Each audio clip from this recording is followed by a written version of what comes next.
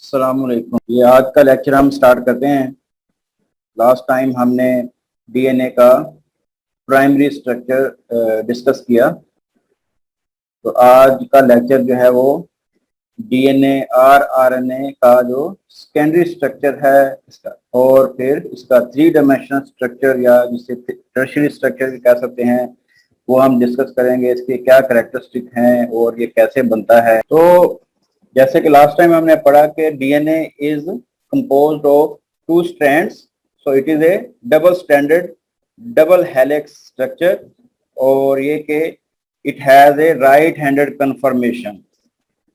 तो right handed conformation, इसको मैंने लास्ट टाइम भी एक्सप्लेन किया था, जैसे इमेज में नजर आ रहा है कि राइट हैंडेड कन्फर्मेशन यही है कि अगर आप अपने राइट हैंड का थंब अपवर्ड हो तो जिस डायरेक्शन में आपकी फिंगर्स रोटेट कर रही हैं, अगर हेलिक्स की जो ये कॉइल है ये उसी डायरेक्शन में मूव कर रही है, तो इसको हम कहते हैं ये राइट हैंडेड कन्फर्मेशन है।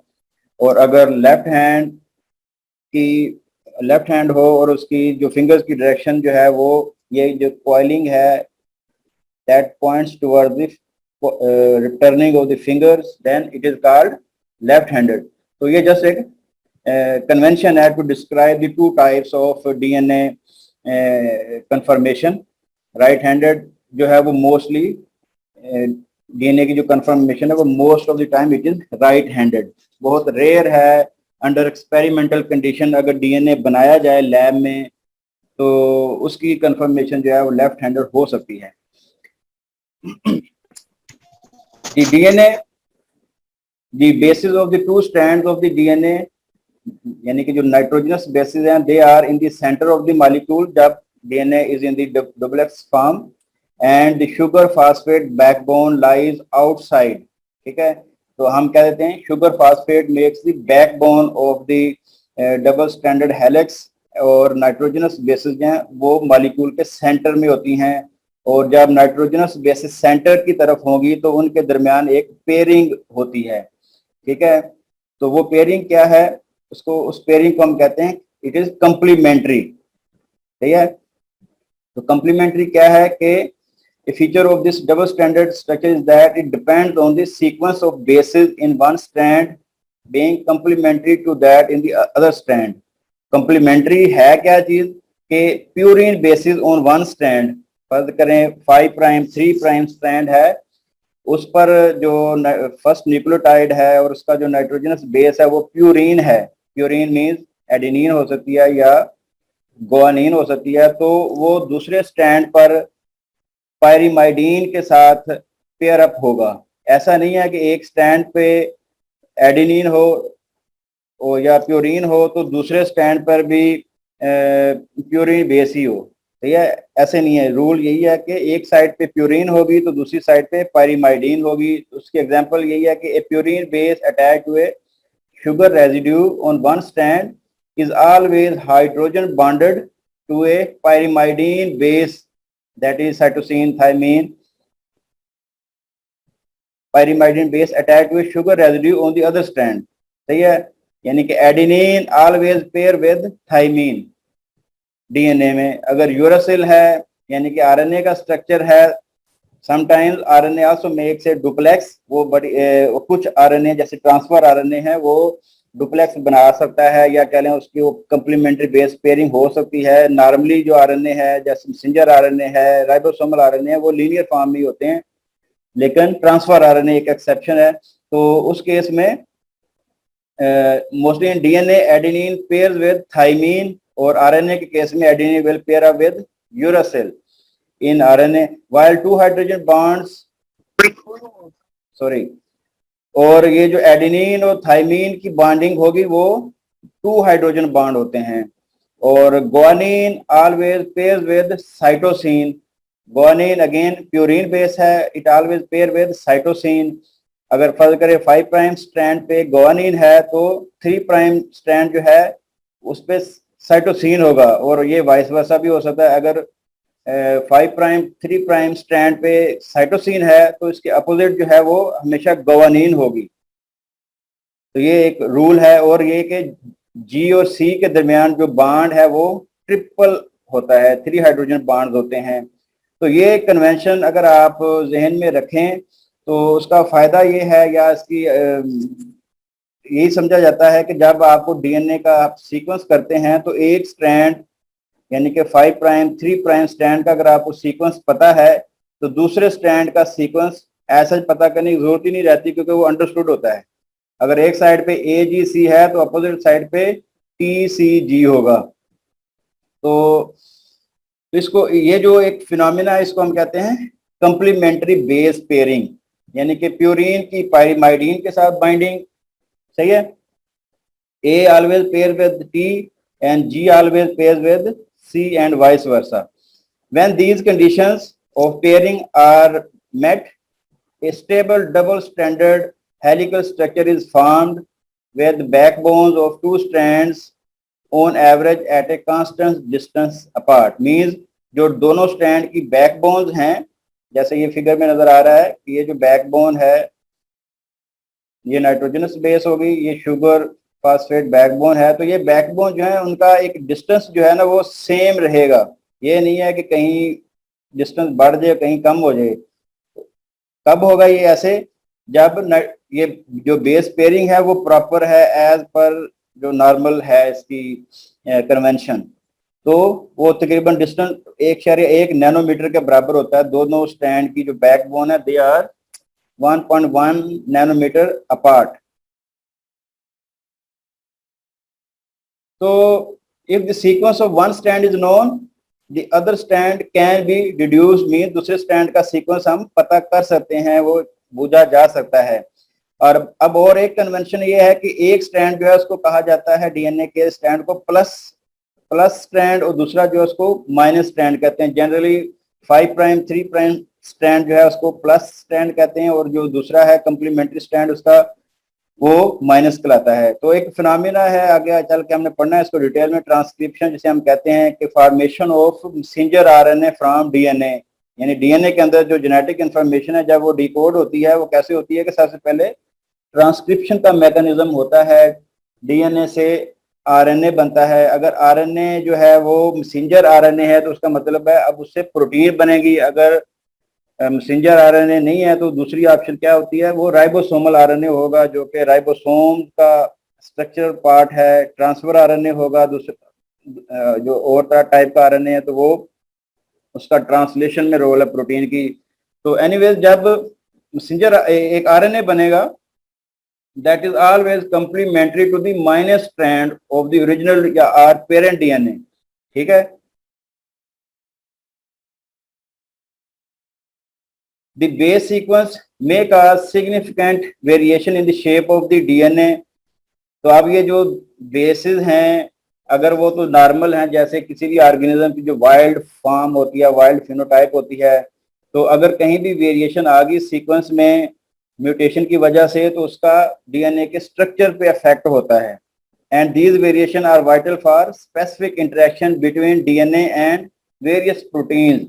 तो जैसे कि मैंने खैर पहले भी बताया था कि सेल के अंदर जो फंक्शन हो रहे होते हैं, ट्रांसक्रिप्शन, ट्रांसलेशन, सही है, तो वो एक सिंपल मैकेनिज्म नहीं है। डीएनए के खास रीजन पर डिफरेंट प्रोटीन जिनको हम ट्रांसक्रिप्शन फैक्टर कहते हैं या ट्रांसलेशन फैक्टर कहते हैं, वो प्रोटीन ही होती हैं, वो डीएनए के साथ जाके बाइंड करती हैं।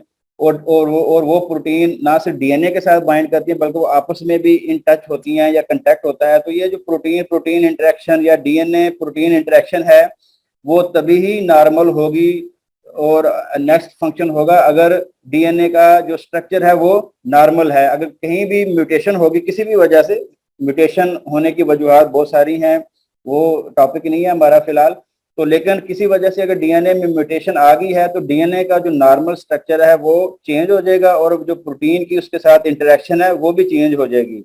तो ये जो अल्टर्ड इंटरेक्शन है उसका रिजल्ट क्या होगा, हो सकता है कोई खास जो जीन है जिसने ट्रांसक्राइब होना है और आगे ट्रांसलेट होना है वो या तो हो ही ना ट्रांसक्राइब, या कम हो या ज्यादा हो। ये मॉलिक्यूलर बायोलॉजी में हम कह रहे हैं ये फैक्टर स्टडी करते हैं कि किसी म्यूटेशन की वजह से ट्रांसक्रिप्शन बढ़ गई है, कम हो गई है या खत्म हो गई है। सही है। तो ये सारे मैकेनिज्म जो हैं वो स्टडी किए जाते हैं, लेकिन वजह उसकी यही होती है कि अगर म्यूटेशन डिटेक्ट हो गई है, सही है। तो although the three-dimensional structure of the DNA may vary, it generally adopts a double helical structure called B form or BDNA in vivo. तो पहले तो हमने ये सेकेंडरी स्ट्रक्चर पढ़ा, तो अब three dimensional structure means tertiary structure भी कहते हैं, या जो वो नेटिव फॉर्म जो एक्चुअल डीएनए होता है सेल के अंदर, उसकी भी कह लें स्पेक्ट्रोफोटोमेट्रिक स्टडीज की जाती हैं। उसको देखा जाता है कि वो डीएनए किस फॉर्म में है। तो जनरली जो डीएनए देखा जाता है उसकी चार फॉर्म्स कही जाती हैं। एक होती है ए फॉर्म, बी फॉर्म, सी फॉर्म और जेड फॉर्म। ये नेक्स्ट टेबल है, ए बी सी और जेड फॉर्म। तो इनमें से भी जो सबसे ज्यादा फॉर्म नेचुरली डीएनए की देखी जाती है वो होती है B form DNA. In vivo means cell के अंदर ओरिजिनल जो उसकी हो सकती है, ये नहीं कि सेल से डीएनए एक्सट्रैक्ट करें और फिर स्टडी करें।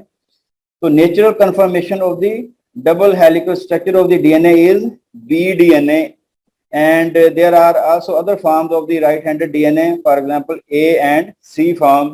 and और ये जो A, C और B form है, इसका ये क्यों होती हैं वो that depends on the humidity in the environment of the within the cell। यानी कि अगर सेल नॉर्मल ह्यूमिडिटी है, जैसे हम बॉडी में हो सकता है सेल, तो अगर ह्यूमिडिटी लेवल कम हो जाए, ज्यादा हो जाए, तो कंफर्मेशन डीएनए की भी चेंज होती रहती है। तो ये टेबल एक है, इसको आप थोड़ा सा याद करने की कोशिश करेंगे कि what are the different forms of the DNA in three dimensional structure या इन विवो। सेल के अंदर कौन सी फॉर्म होती हैं, तो आप कह सकते हैं कि it is either A B C और जेड फॉर्म।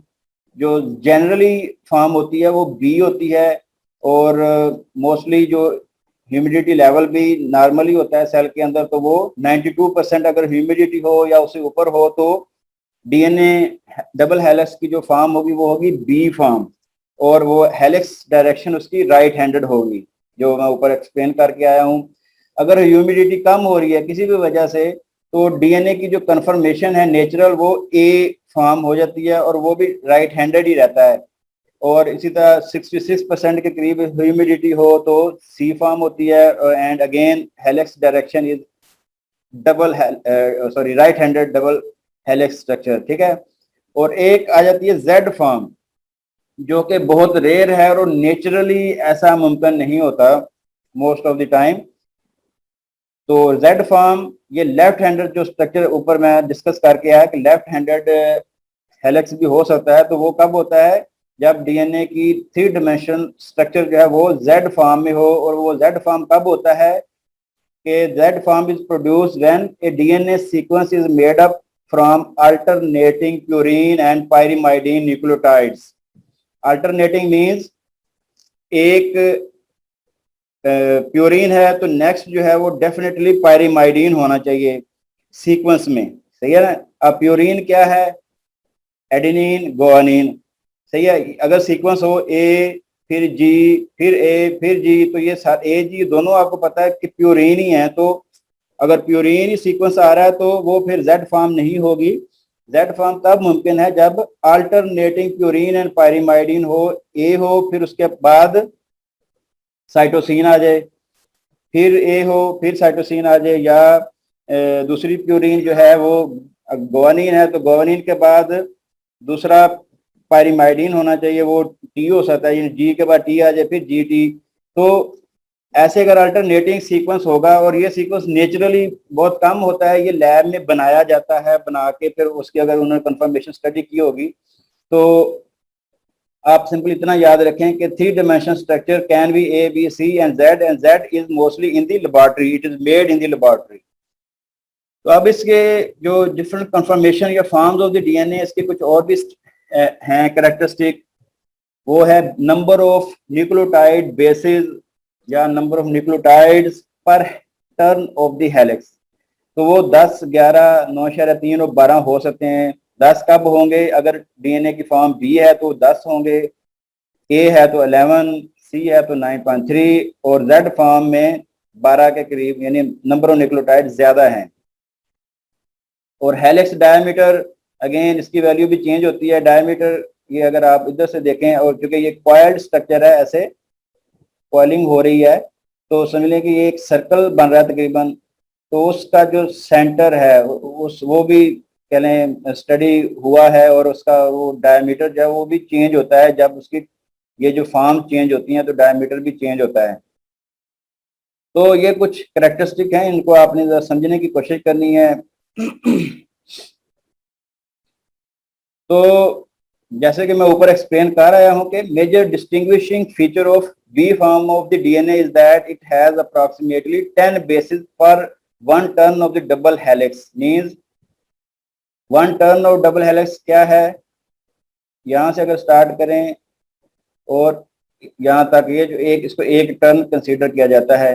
और ये जो पार्ट है इसको माइनर ग्रूव कहते हैं, और ये जो है मेजर ग्रूव, यानी ये आप देख सकते हैं कि छोटा एक कलेक्ट बन रहा है और ये उसके मुकाबले में बड़ा बन रहा है। तो ये वन मेजर ग्रूव और वन माइनर ग्रूव, ये भी वन टर्न में यानी कि एक एक आएंगे, ठीक है। तो ये जो नंबर ऑफ बेसिस है काउंट कर सकते हैं आप कि they are 10 bases per turn in a double helix if the DNA is in the B form.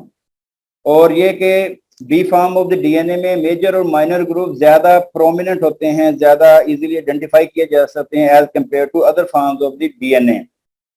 और फिर है कि G in certain circumstances where repeated DNA sequences or motifs are found, the DNA may be a left-handed helix called ZDNA। जो ऊपर motive का मतलब क्या है कि रीजन के डीएनए एक लंबा सारा मॉलिक्यूल है तो उसके कोई खास हिस्सा, खास रीजन, ठीक है, अगर वहां पर डीएनए का जो स्ट्रक्चर है वो रिपीटेड है। और रिपीटेड भी कैसे कि एक प्यूरिन हो फिर पायरिमाइडिन आ जाए, फिर प्यूरिन फिर पायरिमाइडिन, ऐसे नहीं कि प्यूरिन प्यूरिन प्यूरिन चल रही हो, सही है, यानी ए जी ऐसे हो, ऐसे नहीं।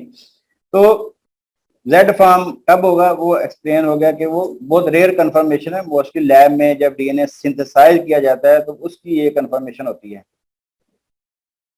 और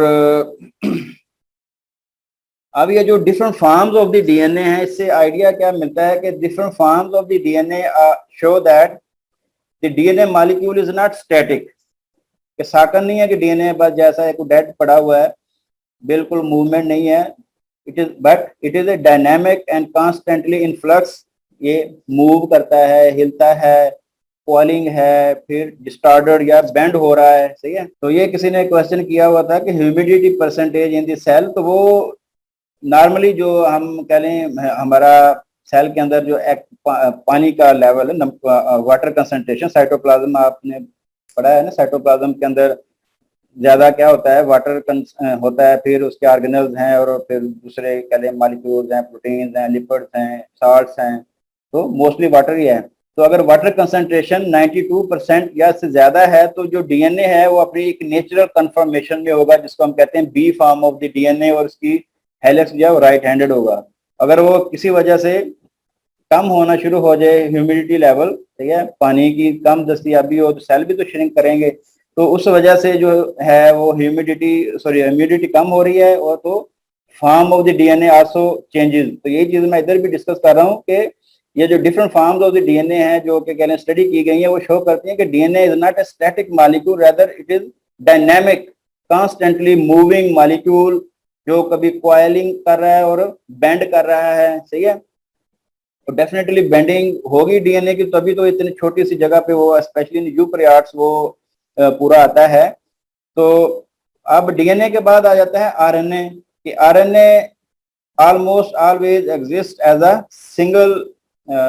single strand most of the time. जैसे मैंने कहा ribosomal RNA, messenger RNA single strand ही होते हैं, but sometime it may have certain sequences within the strand which can make a complementary base pairing। यानी कि अगर डीएनए के स्टैंड को आप ऐसे समझे, रस्सी है, रस्सी को आप इकट्ठा करके रखेंगे तो उसके डिफरेंट रीजन जो है वो एक दूसरे के करीब आ जाते हैं, ठीक है। तो जब वो करीब आएंगे तो उसकी जो बेसिस हैं अगर वो कंप्लीमेंट्री हैं, जैसे मैंने एक्सप्लेन किया ऊपर कि ए उसके सामने टी आ रहा है तो वो ए और टी के दरमियान पेयरिंग हो सकती है, मींस डबल हाइड्रोजन बॉन्ड बन सकता है। जी के सामने सी आ रहा है दूसरे स्ट्रैंड पे या उसके करीबी जो पोर्शन आ रहा है स्ट्रैंड का 3 डायमेंशनल स्ट्रक्चर में, तो वो G and C will pair making a 3 hydrogen bond. सही है, तो इस तरह के जो स्ट्रक्चर बन जाते हैं आरएनए में, और वो आरएनए कौन सा है? Transfer RNA. ये अभी आगे चल के देखता हूँ, आपको दिखाता हूँ कि normally RNA is a single strand but it may show self complementary base pairing। और इसकी एग्जांपल है transfer RNA which folds up to give a clover leaf secondary structure। Clover वो पौधा है, दरख्त है, उसके जो पत्ते हैं खास किस्म के, उससे मिलता है इसका जो स्ट्रक्चर है। तो ये आप देख रहे हैं कि clover leaf structure of the RNA, in fact transfer RNA. तो डीएनए का स्ट्रक्चर हमने जरा डिस्क्राइब किया, तो थोड़ा सा हमने ट्रांसफर आरएनए का स्ट्रक्चर भी देख लें, और स्पेशली जो आरएनए का स्ट्रक्चर और उसमें भी ट्रांसफर आरएनए। तो ट्रांसफर आरएनए का स्ट्रक्चर क्या है कि it has a 5 prime end which is phosphorylated, ठीक है, और 3 प्राइम एंड यहाँ से स्टार्ट हो रहा है, ये सिंगल स्टैंड ऐसे डिफरेंट रीजन है, सेल्फ कम्प्लीमेंट्री पेयरिंग भी हो रही है, उसकी वजह से उसकी डिफरेंट कन्फर्मेशन बन रही हैं, और फिर ऐसे it ends up at the 3 prime end which has a free hydroxyl group. तो अब ट्रांसफर आरएनए जो है शायद आपको पता हो, नहीं तो अगले लेक्चर आएंगे हमने इसको थोड़ा सा पढ़ेंगे भी कि ट्रांसफर आरएनए का रोल है इन ट्रांसलेशन, यानी कि जब डीएनए से मैसेंजर आरएनए बनता है तो messenger RNA means message decode हो गया है, डीएनए से message in the form of messenger RNA cell के अंदर मौजूद है। तो अब वो मैसेंजर आरएनए अब ट्रांसलेट होना है, ठीक है, जैसे कंप्यूटर से कमांड गई और प्रिंटर ने प्रिंट निकाल के दे दिया, तो ऐसे ही अब वो जो पेपर आ जाता है आपके पास विद इंफॉर्मेशन ऑन इट, वो क्या है? वो फाइनल प्रोटीन है, लेकिन वो जो कमांड चली गई है that is the messenger RNA. सही है, तो ऐसे ही समझे मैसेंजर आरएनए सिंगल स्ट्रैंड है और उसके ऊपर राइबोसोम अटैच होते हैं जो प्रोटीन की फैक्ट्रियां जिसे हम कहते हैं, और फिर ट्रांसफर आरएनए ऐसे ही समझे ये मजदूर है, ये इसने एक एक जो है अमाइनो एसिड उसको उठा के लाना है और उससे प्रोटीन बनानी है। वो कैसे होती है वो आगे चल के पढ़ेंगे। तो अब चूंकि ट्रांसफर आरएनए के साथ आके अमाइनो एसिड अटैच होता है, वो होता है 3 प्राइम एंड पे। तो वो इधर लिखा हुआ है कि 3 prime end of the transfer RNA molecule accept phenylalanine या कोई और अमाइनो एसिड, जो भी सीक्वेंस में होगा वो एक एक अमाइनो एसिड जो है ना वो इसके साथ अटैच होता है, और ये उसे उठा के मैसेंजर आरएनए के ऊपर राइबोसोमल प्रोटीन राइबोसोम के ऊपर ले जाता है। तो बात फिलहाल हो रही है स्ट्रक्चर की। तो स्ट्रक्चर जो है इसका 5 prime and 3 prime and explain हो गया। आगे अब ये जो इतना रीजन है उसके अपोजिट जो दूसरा स्टैंड है वो कंप्लीमेंट्री पेयरिंग हो रही है, यानी इसका सीक्वेंस जी था तो उधर सी आ गया सामने, अगर जी के सामने टी होता किसी वजह से तो डेफिनेटली पेयरिंग नहीं होनी थी, लेकिन अब बाय नेचर इधर जी था और तो उधर सी होना सी था, उसके 3 सिंगल स्ट्रक्चर अगर देखा जाए इसको, अगर हम ऐसे खींच दें फर्ज करें और अगर ये फोल्डिंग ना हुई होती तो शायद पेयरिंग भी ना होती, लेकिन अब क्योंकि फोल्डिंग हो गई है ऐसे इसका स्ट्रक्चर बनना था तभी ये अपना काम करता है। तो वो जी के सामने सी आया, वो पेयरिंग हो गई, सी के सामने जी आ गया, फिर जी सी, जी के आगे यू। ये एक एक्सेप्शन है या डीएनए आरएनए के अंदर के मोस्टली पेयरिंग है, तो जहां पर नॉर्मल बेस पेयरिंग नहीं होती, जी के सामने टी या जी के सामने सी होना चाहिए था, लेकिन यहाँ पर यू यूरासिल यानी थाइमीन आ गया है। तो ये एक्सेप्शन है कुछ। बाकी इस पेयरिंग की वजह से यहाँ पर लूप बन रहा है, यहाँ पर लूप बन रहा है और यहाँ पर लूप बन रहा है, और फिर यहाँ पर जो है उसको कहते हैं वो स्टेम, ऊपर वाला जो है ये एक स्टेम मीन जैसे तना होता है, तो ये एक्सेप्टेड स्टेम इसलिए कि ये यहाँ पर अमाइनो एसिड आके अटैच होता है, तो एक्सेप्टेड स्टेम ये जस्ट एक कन्वेंशन है कि डी स्टेम कह दिया इसको टी स्टेम कह दिया। अगर ये डी स्टेम है तो ये उसका नाम डी लूप दे दिया, ये टी स्टेम है तो उसका नाम टी लूप दे दिया। फिर ये जस्ट एक वेरिएबल लूप है, और ये जो तीसरा लूप है उसको कहते हैं एंटीकोडॉन लूप और उससे रिलेटेड एंटीकोडॉन स्टेम। तो कोडॉन और एंटीकोडॉन ये अगेन आगे चल के हमने पढ़ने के मैसेंजर आरएनए पर ट्रिपलेट कोडान्स होते हैं, तो उसका अपोजिट जो होता है वो ट्रांसफर आरएनए पर एंटी कोडान होता है, यानी कि कोडान के ऊपर जाके ट्रांसफर आरएनए ने जाके रुक जाना है, और उनके जो कोडान और एंटी कोडान आपस में पेयर अप होते हैं। अगर कोड ए है तो उसका एंटी कोडान उसका अपोजिट होगा, सही है। तो ये नीचे एग्जांपल दी हुई है कि the anticodon will base pair up with U U U R U U C, यानी इसके मुकाबले में कह रहा है अगर यानी ए टी के साथ करेगा पेयर अप, तो चूंकि आरएनए में टी नहीं होता, यूरासिल होता है, तो ए के आगे यू, इसके आगे भी यू, इधर जी के आगे सी, तो यू यू सी ये लिखा हुआ है, यानी कोडान उसका यू यू सी है और एंटी कोडान उसका ए जी है। तो और ये कुछ एक्सेप्शन है, जो तीसरी पोजीशन होती है वहां पर उसमें कह लें थोड़ा बहुत उसको कहते हैं एक्सेप्शन होती हैं, तीसरी जो पोजीशन है कोड की। तो एनीवेज मेनली आपने देखना सिर्फ ये है कि स्ट्रक्चर ऑफ ट्रांसफर आरएनए जो है वो क्यों ऐसे बनता है, सेल्फ कॉम्प्लीमेंट्री बेस पेयरिंग की वजह से इसके डिफरेंट लूप और स्टेम बन रहे हैं। और बाकी इसमें जो देखने वाली चीज है वो यही है कि इसके अंदर कुछ अनयूजुअल बेसिस भी मौजूद होती हैं ट्रांसफर आरएनए के अंदर। वो अनयूजुअल यानी AGCT के अलावा इसके अंदर डाई हाइड्रोयूरिडीन होता है, राइबोथाइमिडीन होता है, सोडोयूरिडीन होता है, और वेरी हाईली मॉडिफाइड बेसिस भी मौजूद होती हैं। और बहुत सारी बेसिस जो हैं वो आप देख सकते हैं MM लिखा हुआ है, इसका मतलब है कि दे आर हाईली मिथाइलेटेड, ठीक है।